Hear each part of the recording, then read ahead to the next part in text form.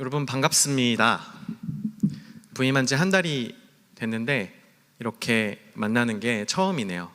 여러분들은 이제 서로의 원래 얼굴을 아니까 마스크를 써도 이제 누군지 알지만 저는 여러분의 원래 얼굴을 모르기 때문에 그냥 다 똑같아 보여요, 사실은. 그래서 빨리 이 마스크가 사라지고 여러분의 얼굴을 직접 보고 이렇게 할 수 있는 날이 왔으면 좋겠습니다. 앞으로 여러분 위해서 많이 기도하고 여러분 많이 찾아가고 여러분과 함께 하나님 예배하고 찬양하는 데 온 힘을 쏟는 제가 되도록 하겠습니다. 앞으로 우리 하나님 안에서 가족 같은 공동체 이루어갔으면 좋겠습니다. 함께 말씀 나누도록 하겠습니다. 시작의 중요성을 강조하는 많은 말들이 있죠. 시작이 반이라는 얘기도 있습니다. 여러분 2021년 되면서 다이어리 사셨어요? 한 달도 안 쓰고 버려질 그 다이어리들, 또 헬스 등록하셨나요? 헬스 기부라고 하던데 시작할 때 뭔가 많이 일들이 이루어지곤 하죠. 시작의 중요성을 알려주는 많은 말들이 있습니다. 제가 작년에 살이 너무 쪄서 결혼하고 이제 한 15kg 정도가 찌다 보니까 이게 건강에 적신호가 와갖고 3개월 정도의 15kg를 다시 뺐어요. 3개월 동안 15kg를 뺐는데 그때 유튜브를 많이 찾아봤습니다. 운동 유튜브를 많이 찾아봤는데 어떤 한 유튜버가 이 말을 했던 게 기억나요. 지금 이거 보고 있지 말고 나가서 조금이라도 뛰어라. 뭐라도 시작해라. 운동을 등록하든 방구석에서 유튜브 본다고 네 살이 빠지지 않는다. 이런 걸 보면서 가슴이 훅 들어오면서 기억에 참 많이 남습니다. 시작하라는 거죠. 뭐라도 시작하라는 겁니다. 책 쓰는 것에 관심이 좀 있어서 책 쓰는 법을 가르쳐주는 책을 한번 읽었던 적이 있는데 거기도 마찬가지였어요. 뭐라도 써라. 어떤 글이라도 한번 써라. 일기라도 좋다. 쓰기 시작해라. 어떤 영화 감독이 TV에 나와서 이제 영화 감독 키드들에게, 영화 감독을 꿈꾸는 사람들에게 하고 싶은 조언이 있냐라고 했을 때 그가 했던 말도 동일했습니다. 뭐라도 찍어봐라. 핸드폰으로라도 뭐 여러 가지로라도 뭐라도 찍어봐라. 일단 시작하라는 겁니다. 기도도 마찬가지입니다. 우리 지금 기도에 관해서 나누고 있죠. 일단 시작하는 것이 중요합니다. 일단 시작해 보는 겁니다. 여러분 이 자리에서 혹시 식사기도 하시는 분 계세요? 식사기도 뭐 안 하시는 분도 있고 하시는 분도 있으실 텐데 식사기도라도 한번 시작해 보는 겁니다. 식사기도 시작해 보는 겁니다. 그리고 아침에 일어났을 때 진짜 회사 가기 싫다 정말 막 이런 마음을 다독이면서 한 10초라도 하나님 오늘 하루를 허락해 주심에 감사드립니다. 오늘 하루 처음부터 끝까지 주님의 은혜 가운데 보내게 하여 달라는 짧은 기도라도 시작해 보는 겁니다. 그리고 잠들기 전에 대부분 이렇게 누워서 핸드폰을 눈앞에 두고 유튜브 보다가 페이스북 보다가 인스타그램 보다가 집중해갖고 잠깐 졸아서 떨어져고 내 이마에 떨어지잖아요. 그렇게 잠드는 게 아니라 자기 전에 하루를 한번 하나님 앞에서 돌아보고 돌이켜 볼 것들이 있으면 돌이켜보고 또 기도로 하루를 정돈해보고 그렇게 잠들어 보는 겁니다. 일단 시작해 보는 거죠. 조금 더 나아가면 우리 교회 금요 기도회가 있죠. 금요 기도회도 한번 나와보고 조금 더 노력한다면 새벽 기도회도 한번 나와보고 일단 시작해 보는 겁니다. 일단 시작해 보는 겁니다. 일단 시작하고 내 삶이 어떻게 바뀌어 가는지 내 스스로 경험을 해보는 거죠. 시작하지 않으면 경험할 수 없습니다. 기도해야지, 알지, 이런 마음으로는 경험할 수 없고 그냥 한번 뭐라도 하나 시작해 볼 때 조금씩 바뀌어가는 내 삶을 체험할 수가 있는 겁니다. 그런데 여러분, 기도를 시작하고 우리 함정에 빠질 위험이 있습니다. 우리를 유혹하는 함정이 있는데요, 그것은 바로 기도하는 것만으로도 뭔가 뿌듯한 내 자신을 발견하는 겁니다. 뭔가 만족스러워요. 기도 조금 했는데 좀 괜찮은 것 같은데 막 약간 이런 생각이 드는 겁니다. 기도한다는 것 자체만으로 내가 신앙생활을 잘하려고 노력한다는 뭔가의 만족감이 들어오죠. 나쁜 거 아닙니다. 근데 거기에서 잘못 빠지면 함정에 빠질 수 있다는 얘기를 하고 싶은 건데, 기도를 하고 기쁨을 얻는 거 당연합니다. 점점 처음에는 기도 진짜 길게 한 것 같은데 1분도 안 지났고 찬양 음악 틀어놓고 기도를 시작했는데 이 찬양 왜 이렇게 안 끝나는지, 기도가 길게 안 되고, 이런 게 우리의 삶인데 조금씩 기도의 시간도 길어지고 마커스 앨범 하나를 다 들어도 내 기도가 끝나지 않고 막 이런 일들이 이제 우리에게 일어나죠. 기도의 훈련이 진행되면 내 기도가 뭔가 깊어진 것 같고 내가 좀 기도가 좀 레벨이 업된 것 같다라는 생각에 빠지게 됩니다. 그런데 여기서 아차하면 우리가 함정에 빠지게 되는 겁니다. 이럴 때 우리의 기도의 깊이가 생기고 기도의 시간도 늘어나고 기도에 대한 마음도 더 깊어질 때 우리가 조심해야 하는 것은 바로 나입니다. 나입니다. 기도를 하는 것 중요합니다. 길게 하는 것 중요합니다. 간절하게 하는 것 너무나 중요합니다. 하지만 기도를 하는 그 자체, 거기에만 빠지면 우리는 함정에 빠지게 됩니다. 오늘 주기도문의 세 번째 간구는 아버지의 뜻이 하늘에서와 같이 땅에서도 이루어지게 하여 달라고 기도합니다. 아버지의 뜻이 있고 우리의 뜻이 있다는 것이죠. 하늘의 뜻이 있고 이 땅의 뜻이 있다는 겁니다. 하나님의 뜻이 완전하게 이루어진 하늘이 있고 하나님의 뜻이 이루어지지 않은 땅이 있다는 것입니다. 아무리 기도해도 이런 생각을 제가 한번 한 적이 있는데요. 왜 나는 이렇게 기도를 많이 하고 하는데 왜 정작 나는 내 맘대로 살까? 이런 생각 혹시 해보신 적 없으신가요? 여러분 기도하고 하나님 뜻대로 다 사시죠? 저는 기도를 아무리 해도 왜 정작 기도를 이렇게 많이 하고도 결국 내 맘대로 살까? 이런 고민을 해본 적이 있어요. 아마 하나님의 뜻을 중심에 놓고 기도하기보다 내 뜻을 확고하게 내 마음속에 자리 잡은 상태에서 기도하기 때문일 겁니다. 예수님께서 이렇게 기도를 가르치실 때 이런 이유가 있으셨겠죠. 아마 사람 자체가 자기가 주인 되려는 성향이 있기 때문에 그게 죄의 출발이잖아요. 내 인생 내가 책임져 보겠다. 나 하나님 필요 없다. 내가 할 수 있다. 라는 어떤 이런 죄성이 우리 안에 가득 차 있기 때문에 예수님께서도 기도를 이렇게 가르치셨다고 생각을 하는데 내 확고한 생각과 가치를 가지고 기도하는 겁니다. 기도하면 할수록 내 생각이 막 굳건해져요. 내 생각의 확신이 더해집니다. 혹 그렇게 하다 기도한 대로 이루어졌어요. 그러면 응답받은 거죠. 감사헌금 내고 주변에 간증할 겁니다. 하지만 결과로 보면 내 뜻과 생각이 입증된 것밖에 안 되는 그런 경우가 우리들에게 있는 것이죠. 내가 이렇게 기도했더니 이렇게 응답받았어. 이런 우리 뿌듯함, 안도감에 빠질 수도 있는 겁니다. 제가 존경하는 교수님 중에 이제 장로회 신학대학교 박창환 교수님이 계신데 그분이 90이 넘으셨어요. 연세가 많으신데도 참 건강하게 학교에서도 활동하시고 그러시는데 시대의 석학입니다. 정말 시대의 석학이에요. 정말 대단한 분이신데 그분이 후학들을 모아놓고 세미나를 하시는데 우리 교수님 지금 신학도들에게 한 가지를 말씀하고 싶으시다면 어떤 걸 말씀하시겠습니까? 라고 질문을 드렸는데 그때 대답이 너무 충격적이었어요. 나이가 90이 넘으셨습니다. 정말 한국의 어떤 신약학자로서 한 획을 그으신 분이에요. 근데 그분이 하시는 말씀이 여러분 내가 틀릴 수도 있다는 생각을 항상 하세요. 나이가 40만 넘어도 자기 생각이 확고해집니다. 내가 틀리다는 생각을 잘 못합니다. 여러분 내가 틀릴 수도 있구나, 내가 잘못됐구나 이런 생각 잘 안 들죠? 운전을 하다가 과속을 하든지 신호를 위반하든지 이렇게 과태료가 날라오면 내가 잘못했는데 재수가 없었다라고 생각을 합니다. 걸렸네. 잘못은 자기가 했어요. 내가 틀렸습니다. 그런데 재수가 없었다라고 생각을 하는 거죠. 우리가 나이가 조금씩 들어가면 갈수록 내가 틀렸다라는 생각, 내가 잘못됐다는 생각 잘 하지 못합니다. 그런데 그분은 나이가 90이 넘고 정말 장신대 현역 교수님들도 존경하는 교수의 교수신데 그분이 하시는 말씀이 내가 항상 틀릴 수 있다라는 생각을 하세요. 틀릴 수 있습니다. 그것이 신학하는 사람의 자세가 되어야 합니다. 말씀을 하셨어요. 여러분 언제나 틀릴 수 있는, 그리고 인생 살다 보면 100에 한 99는 틀리는 내 생각을 가지고 내 가치관을 가지고 기도하면 함정에 빠지는 겁니다. 아무리 간절히 기도해도 아무리 길게 기도해도 거기는 함정입니다.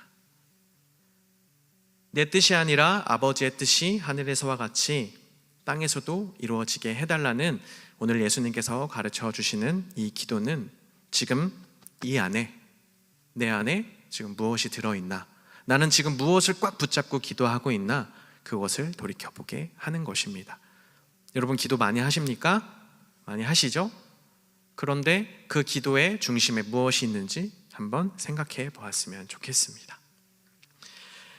내 뜻이 아니라 아버지의 뜻이 하늘에서와 같이 땅에서도 이루어지기를 기도하는 사람은 또 한편으로는 땅의 현실을 볼 수 있는 사람입니다. 하늘의 뜻이 이렇게 있는데 이 땅의 현실은 그렇지 못한 거죠. 그래서 신학자인 장 깔뱅은 이런 얘기를 했습니다. 하나님을 아는 지식과 나를 아는 지식은 맞닿아 있다. 하늘의 지식과 땅의 지식은 맞닿아 있다는 건데 이게 어떤 의미냐면 하나님 앞에 서면, 그 거룩하심 앞에 서면 전혀 그렇지 못한 내 삶이 보인다는 겁니다. 아, 하나님은 이러신데 내가 지금 이 모양 이 꼴이구나. 하늘은 이런데 땅의 현실은 이렇구나. 연결되어 있다는 거죠. 하늘에서와 같이 땅에서도 이루어지게 하소서라고 간구하는 사람은 하늘의 뜻과 전혀 다르게 운행되고 있는 이 땅의 현실을 볼 수 있는 사람들인 겁니다. 이들을 성경은 뭐라고 부르냐면 예언자라고 부릅니다. 여러분, 우리는 예언자라고 하면 쉽게 미래를 보는 자 혹은 점치는 자라고 생각을 하죠. 하지만 그것이 아닙니다. 하나님의 마음과 뜻이 그 안에 폭포수같이 부어져서 하나님의 뜻과 마음으로 가득 차게 되고 이 마음으로 이 땅을 봤을 때 전혀 그렇지 못한 현실을 볼 수 있는 사람입니다. 그 사람의 마음이 어떨까요? 찢어지겠죠. 하나님께서 이 땅을 얼마나 선하고 아름답게 창조하셨는데 그렇지 못한 이 땅, 죄악된 이 땅을 볼 때 그 마음이 찢어지는 겁니다. 그래서 예언자들은 항상 슬퍼하고 애통해하는 겁니다. 그 하나님께서 부어주시는 마음으로 이 땅을 향해서 하나님의 음성을 전달하는 자, 그 자들이 바로 예언자입니다. 마음이 찢어지고 애통하는 자, 그로 인해 세상의 목소리를 내는 자, 예언자들인 거죠. 하늘에서와 같이 땅에서도 이루어지게 하소서라고 기도하는 자들이 바로 예언자입니다. 그렇기에 예언자의 기도는 또한 예수님이 가르쳐 주신 기도는 이 땅의 현실을 뒤로 하지 않습니다. 땅은 땅이고 우리는 이곳에 우리끼리의 어떤 공동체를 형성해서 우리끼리만 이렇게 하지 않는 거죠. 하늘에서와 같이 내가 지금 속해 있는 이 조그만 공동체 안에서 이루어지게 하소서가 아니라 이 땅 가운데 이루어지게 하소서라고 기도하는 자가 바로 예언자이고 주님이 가르쳐 주신 기도로 기도하는 자입니다. 아버지의 뜻과 너무 멀어져 있는 땅의 현실을 모를 때 혹은 알고도 뒤로 할 때 우리는 나라는 함정에 빠지게 되는 것입니다. 예수님께서 가르쳐 주신 기도, 참된 기도는 나의 뜻을 내려놓고 땅의 생각을 내려놓고 아버지의 뜻, 하늘의 뜻을 바라는 것입니다. 하나님 아버지의 마음이 여러분 안에 넘쳐나기를 바랍니다. 땅의 현실을 뒤로 한 채 나 자신 안에 갇혀서 단지 기도하는 것에만 만족을 하고 그것으로 안도감을 얻지 않고 땅의 현실을 보며 예언자의 마음을 가지고 하나님께서 부어주시는 그 마음을 가지고 이 땅을 향해서 이 땅을 위해서 기도할 수 있는 여러분 모두가 되기를 소망합니다. 아버지의 뜻은, 그런데 여기서 이런 궁금증이 한번 생긴 적이 있었어요. 아버지의 뜻은 하나님이 이루시는 거 아닌가? 하나님이 뜻은 내가 이루나? 약간 저는 좀 엉뚱한 상상을 하고는 하는데 우리가 하는 게 아니죠. 근데 왜 그분이 하시는 걸 왜 우리는 간구해야 하는가? 왜 기도해야 하는가? 이런 상상에 빠진 적이 있는데 저는 혼자 일하는 게 편한 사람이었어요. 혼자 일하는 게 편한 사람이었습니다. 의견 조율 안 해도 되고 빨리빨리 진행할 수 있고 몰입도도 훨씬 더 높고 한때는 교회에서 일하자고 모여놓고 회의하자고 모여놓고 간식 정하는데 30분, 시켜갖고 오는데 1시간, 결국 일하는 거 한 뒤에 20분, 30분밖에 일 안 하고 와서 모였지만 아무것도 진행 안 되어 있는 게 좀 너무 답답했던 적이 있거든요. 근데 돌이켜보면 볼수록 쓸데없는데 함께 모여서 관계를 가지고 공동체성을 가지는 게 어떤 교회의 한 모습이다라는 생각을 했어요. 혼자 일하는 게 편했던 제가 함께 하는 것에 대한 생각을 하게 된 거죠. 부탁하는 게 때로는 미안하고 때로는 시켜야 되잖아요. 시켜야 되니까 그게 싫고 하니까 혼자 많은 걸 했었는데 함께 하는 것의 중요성을 조금씩 알아가고 있습니다. 제가 이런 적이 있어요. 전에 교회는 아파트 딱 한가운데 있었는데 아파트 순회하는 통닭 트럭이 있습니다. 여기도 있나요? 이렇게 뭐 전기구이 뭐 이렇게 트럭에 붙여놓고 파는 데가 있는데 그 트럭에 오면은 이제 줄을 항상 서요. 저도 지나가다가 집에서 아내랑 같이 먹었으면 좋겠다라는 생각이 줄을 섰는데 참 재밌는 경험을 했어요. 앞에서도 통화를 하고 계시고 뒤에서도 통화를 하는데 통화 내용이 똑같아요. 누구야? 통닭 있는데 먹을래? 사갈까? 한 마리 사갈까? 두 마리 사갈까? 뭐 이런 거예요. 뒤도 똑같아요. 아빠 엄마인 거죠. 우리 아들 딸이 이거 함께 먹었으면 좋겠다. 그러니까 함께 하길 바라는 마음이 있는 것 같아요. 좋은 거 보면, 맛있는 거 먹으면 함께 하고 싶고 함께 먹고 싶습니다. 나한테 즐거웠던 일이 있으면 함께 하고 싶은 거죠. 사랑하면 함께 하고 싶어 합니다. 그게 정상입니다. 같이 보고 싶다, 같이 먹고 싶다, 같이 하고 싶다. 하나님은 우리와 동역하기를 원하시는 겁니다. 함께 하기를 원하시는 거죠. 아버지의 뜻, 그가 이루시는 게 맞아요. 그가 다 하십니다. 근데 우리와 함께 하기를 원하시는 거예요. 그래서 우리에게 같이 하지 않을래? 손 내밀어 주시는 겁니다. 하나님은 존재 자체가 관계적이고 공동체적입니다. 좀 이 말이 어려울 수 있는데, 여러분 삼위일체라는 말 아시죠? 성부, 성자, 성령은 한 분이시면서도 세 분이 각각 독립해 계시고 완벽하게 한 뜻을 이루신다. 이 무슨 말이에요? 못 알아듣겠죠? 저도 모르겠어요. 그래서 신비라고 하나 봐요. 그런데 이 삼위일체를 공부하면서 제가 확실하게 마음속에 새긴 한 가지는 이 세 분이 서로 동역하신다. 여러분, 두 명만 모여도 싸우죠? 세 명만 모여도 두 명이 편먹으면 한 명이 상처받습니다. 그런데 하나님은 세 분이 서로를 완벽하게 이해하시고 사랑하시고 섬겨주시고 아껴주시고 완벽하게 공동체적이고 관계적이시기 때문에 그것이 삼위일체의 신비의 하나예요. 저는 그렇게 묵상을 합니다. 하나님이 존재 자체가 공동체적이신데 하나님은 그런 자신의 모습을 본받아서 우리들도, 우리 교회도 이 공동체 안으로 들어오기를 바라시는 겁니다. 함께하기를 원하시고 동역하기를 원하시는 것이죠. 그것이 즐겁고 기쁘고 우리에게 유익한 일이기 때문에. 제가 집에서 빨래 담당이에요. 제가 빨래를 다 하거든요. 빨래를 할 때 아이가 이제는 걸어 다니고 막 손도 이제 세탁기 버튼이 닿아요 이제. 그래서 막 도와주겠다고 합니다. 여러분, 도움이 되겠어요? 도움이 안 됩니다. 빨래를 집어넣으면 빼요. 그리고 막 문을 닫습니다. 빨래 계속 집어넣어야 되는데 방해를 해요. 장난을 칩니다. 그런데 우리 딸이 그것을 함께 하는 게 되게 기뻐 보이고 즐거워 보여요. 어떻게 빨래를 다 넣고 나서 그럼 제가 말합니다. 지우야 삐 하자 삐. 그러면은 이렇게 손을 전원에 이렇게 자기가 눌러요. 그리고 다이얼 돌리고 이 세모 다시 삐 하자 그럼 또 눌러줍니다. 그러면은 이제 세탁기가 돌아가죠. 그러면은 이렇게 유심히 보고 있다가 삐 누르고 조금 있다가 돌아가거든요. 그럼 삥 돌면은 되게 좋아해요. 이 딸이 저의 빨래를 방해했나요? 도왔나요? 일적으로만 보면은 빨래를 만든 것도 얘고 방해한 것도 얘예요. 그런데 저는 함께 합니다. 너 세탁기 근처에 얼씬도 하지 마. 빨래 좀 그만 만들어. 뭐 이렇지 않는 거죠. 얼마든지 만들어도 되고 와서 아빠랑 뭔가를 함께 하고 싶어 하는 것에 팔을 벌려서 환영합니다. 함께 하는 게 좋기 때문에. 때로 방해가 될 수도 있지만 세탁을 해나가는 그 과정이 느려질 수는 있지만, 연기될 수는 있지만, 그래도 저는 아빠로서 딸이 웃는 모습이 좋기 때문에, 이것을 함께 하는 게 좋기 때문에 저는 얼마든지 같이 합니다. 하나님 아버지도 같은 마음이시지 않을까요? 아버지의 뜻, 아버지가 이루시면 금방 이루어지실 수 있는 부분이겠죠. 그럼에도 너희가 함께 기도하자, 나와 함께 하자, 교회를 세우시고 그분의 나라를 만드시는 거에 초청하는 것은 우리를 사랑하셔서 우리와 함께하는 게 기쁘시고 즐거우시기 때문인 겁니다. 아버지의 뜻이 하늘에서와 같이 땅에서도 이루어지게 하소서 기도하라고 가르쳐 주셨어요. 그 초대가 이 기도 가운데 있는 것입니다. 또 이런 생각을 해보았습니다. 아버지의 뜻은 그럼 뭘까? 아버지의 뜻은 어떻게 기도해야 될까? 저는 하나의 방향을 잡은 것은 성경으로, 하나님의 말씀으로 하는 기도입니다. 말씀은 읽는 거 아닌가요? 말씀으로 기도한다고요? 이렇게 생각할 수도 있겠어요. 내 생각과 뜻으로 하는 기도가 아니라 그러면은 내 생각과 뜻이 아닌 기도는 어떻게 해야 되지를 되게 고민을 한 적이 있습니다. 근데 그런 생각으로 기도하니까 결국엔 이 기도밖에 안 나와요. 아버지의 뜻 이루소서, 주님의 뜻을 이루어 주시옵소서.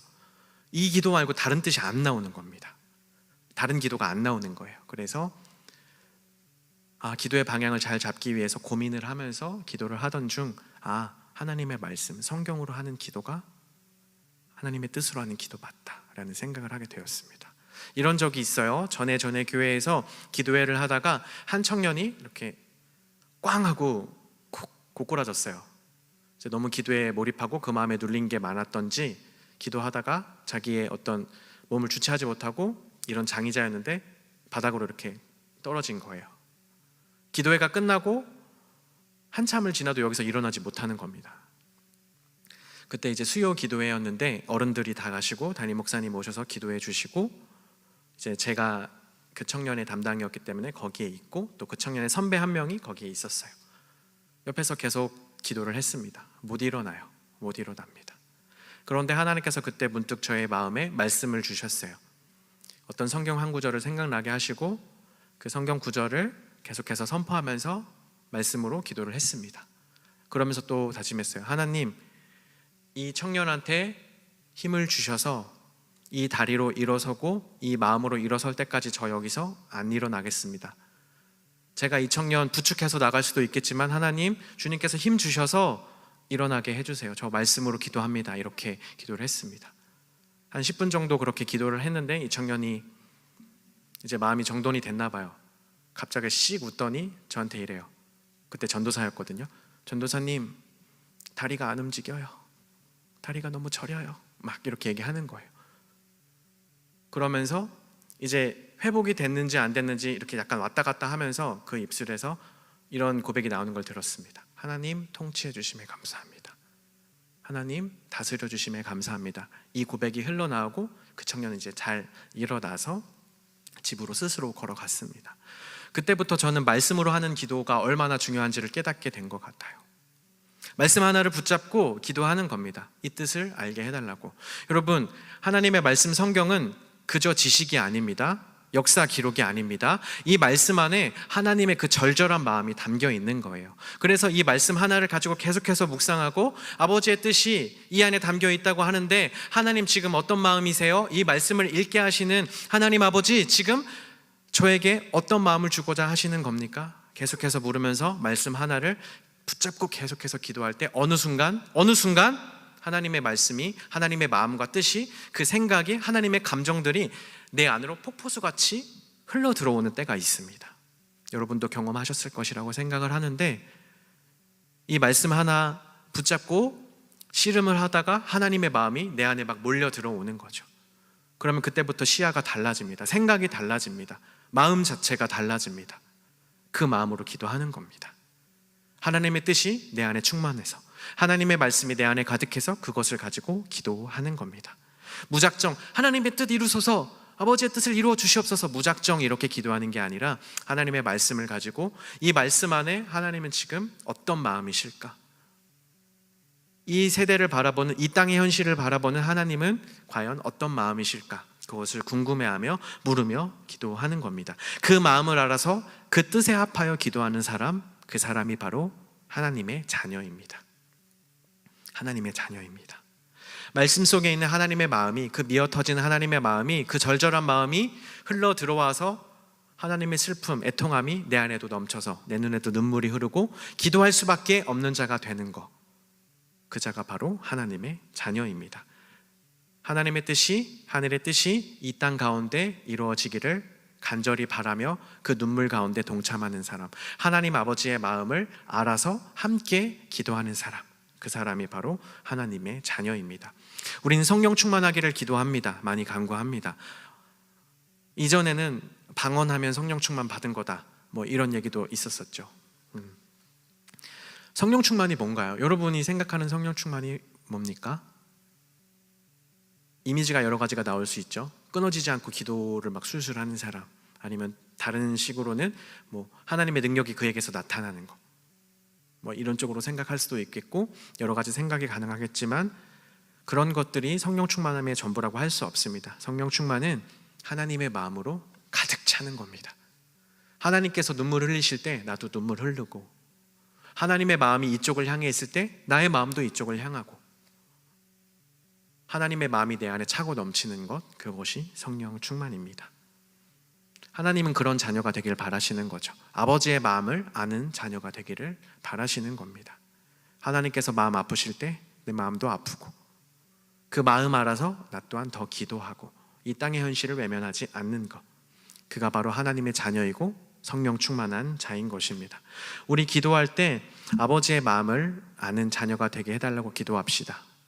그냥 내 뜻과 생각 가지고 기도하고 내 뜻과 생각을 더욱더 확고히 하고 공고히 하는 자가 아니라 하나님의 뜻은 무엇인지, 하나님의 생각은 무엇인지를 궁금해하면서 하나님의 말씀 가운데서 하나님의 뜻을 발견하고 그것으로 기도하며 그 마음에 동참해서 함께 이 땅의 현실에 뛰어드는 자, 그것이 바로 하나님의 자녀이고 하나님의 마음에 합한 사람이고 하늘의 뜻이 이 땅 가운데서도 이루어지기를 바라는 기도를 올려드리는 자일 것입니다.